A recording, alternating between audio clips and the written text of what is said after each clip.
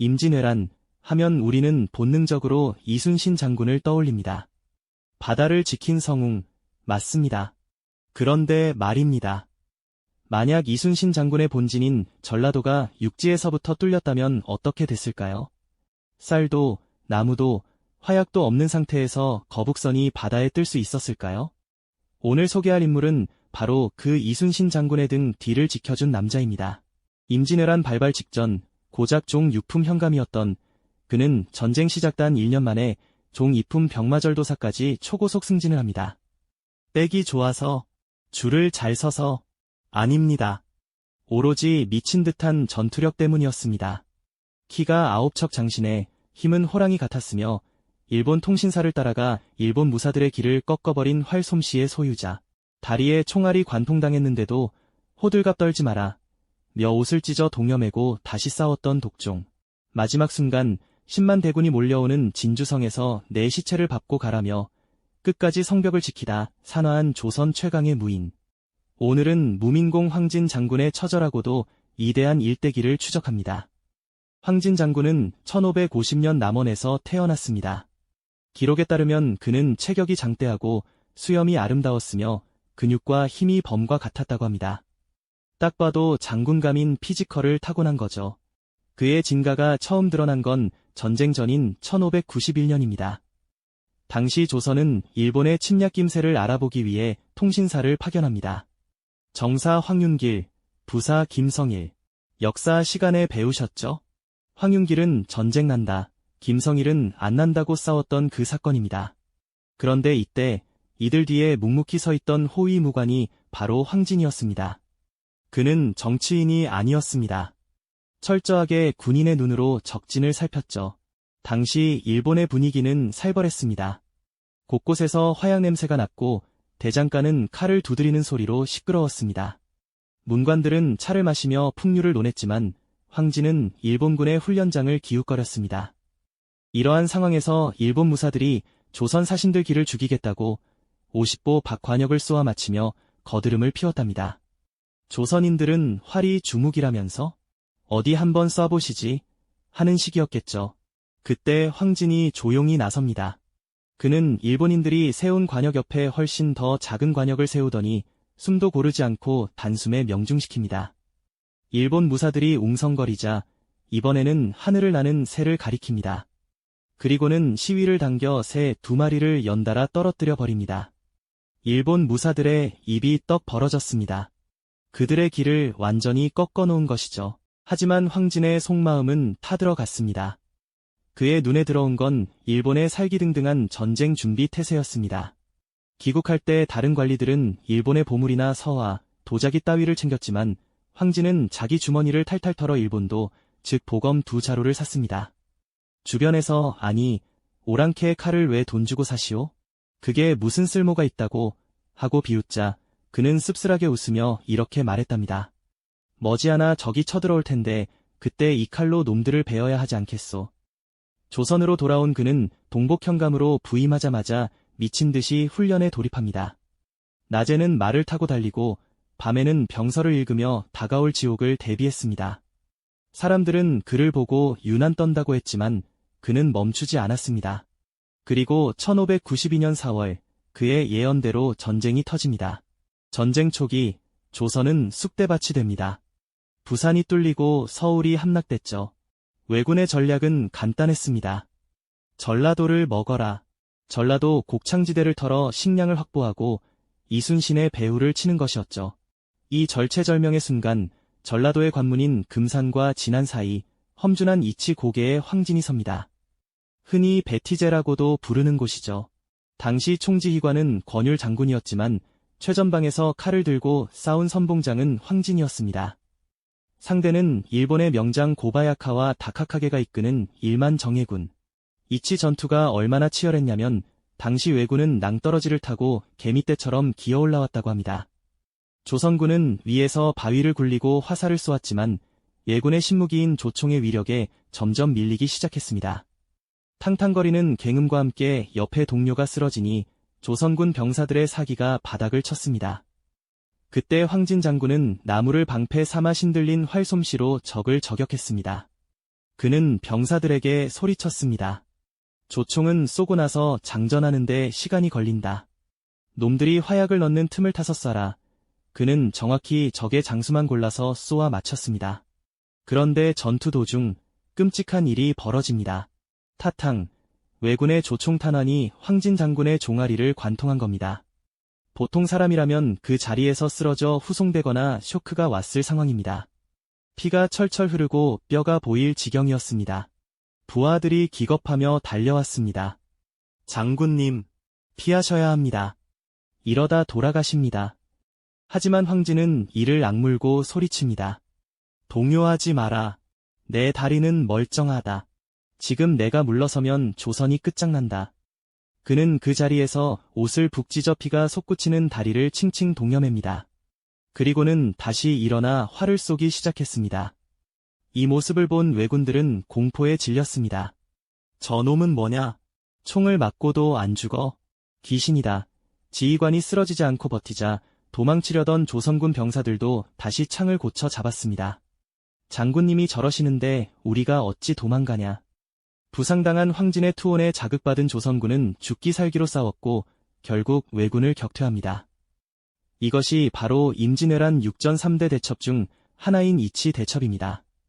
이 승리 덕분에 전라도가 지켜졌고 이순신 장군이 보급 걱정 없이 바다를 지킬 수 있었던 겁니다.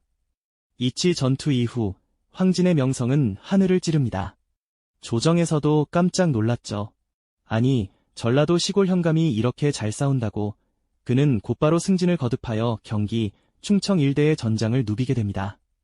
특히 수원 전투에서의 일화는 무협지를 방불케 합니다. 황진이 정찰을 나갔다가 적에게 포위된 적이 있습니다. 부하들은 다 흩어지고 황진 혼자 남았죠. 왜군들은 저놈 잡아라 하고 겹겹이 애워쌌습니다.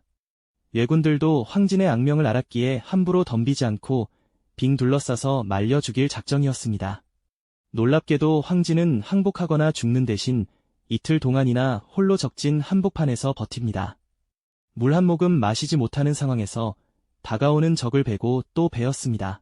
그리고 이틀째 밤 적들이 지쳐서 경계가 느슨해진 틈을 타적의 말을 빼앗아 타고 쌍칼을 휘두르며 포위망을 뚫고 유유히 본진으로 귀환합니다.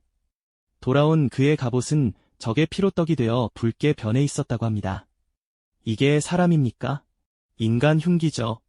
이 공로로 충청도 병마절도사로 승진한 황진. 이번 상대는 일본의 맹장, 시즈가타케의 칠본창이라 불리는 후쿠시마 마사노리였습니다. 후쿠시마는 4,000명의 병력으로 안성 죽주산성에 주둔하며 한양으로 가는 길목을 막고 있었죠. 앞서 변희중 장군이 화차까지 동원해 공격했지만 실패한 난공불락의 요새였습니다. 하지만 황진은 머리를 씁니다. 무모하게 성을 공격하는 대신 소수정예로 적의 보급로를 끊고 기습을 반복하며 적을 괴롭혔습니다. 왜군이 밥을 지으려고 하면 기습해서 솥단지를 깨부수고 잠을 자려고 하면 북을 쳐서 깨우는 식이었죠.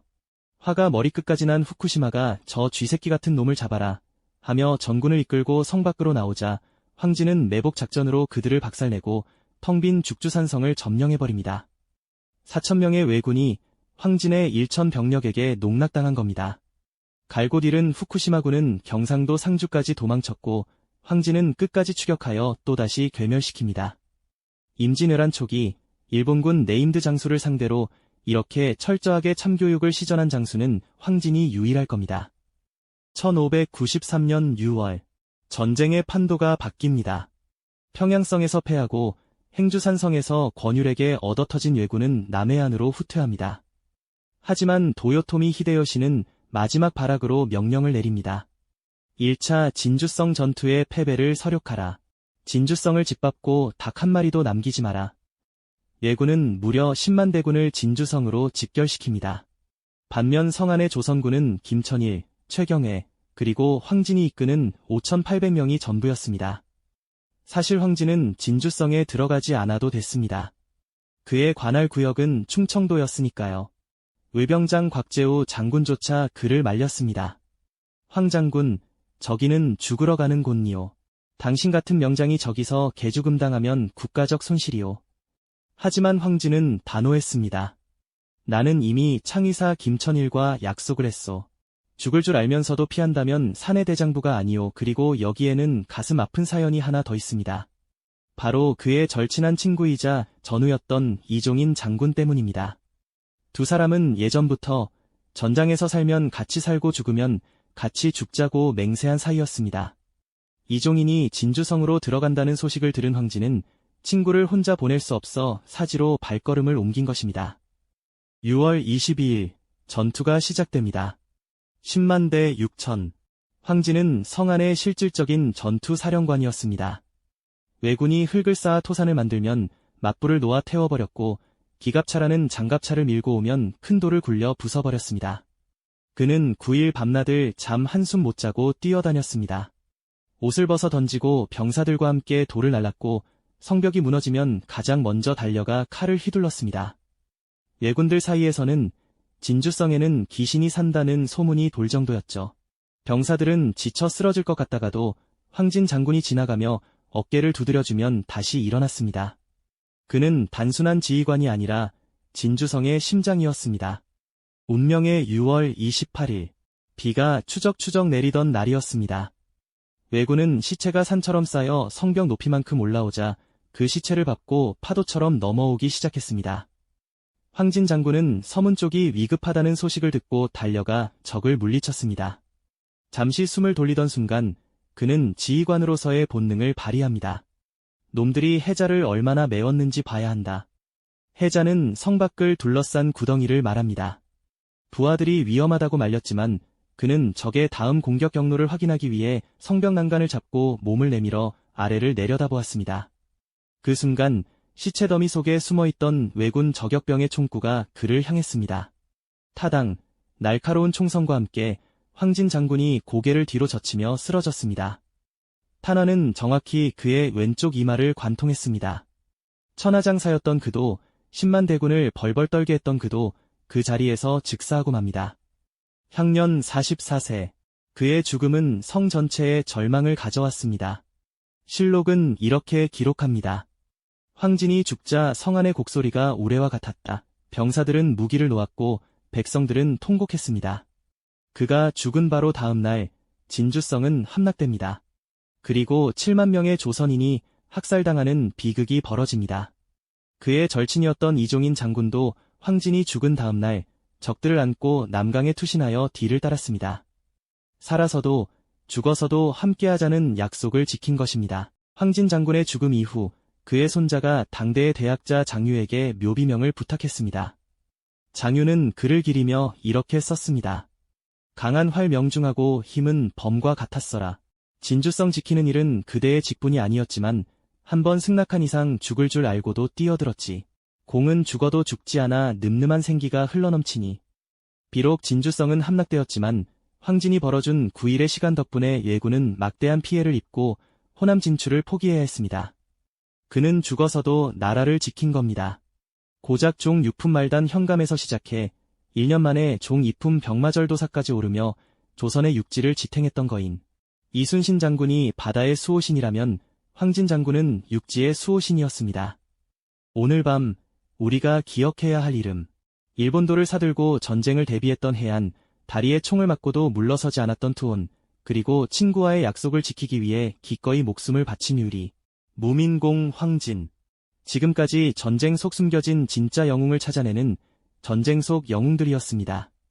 오늘 이야기가 가슴을 뜨겁게 했다면 구독과 좋아요, 그리고 댓글로 황진 장군님께 감사 인사를 남겨주세요. 다음 영상에서 뵙겠습니다. 충성.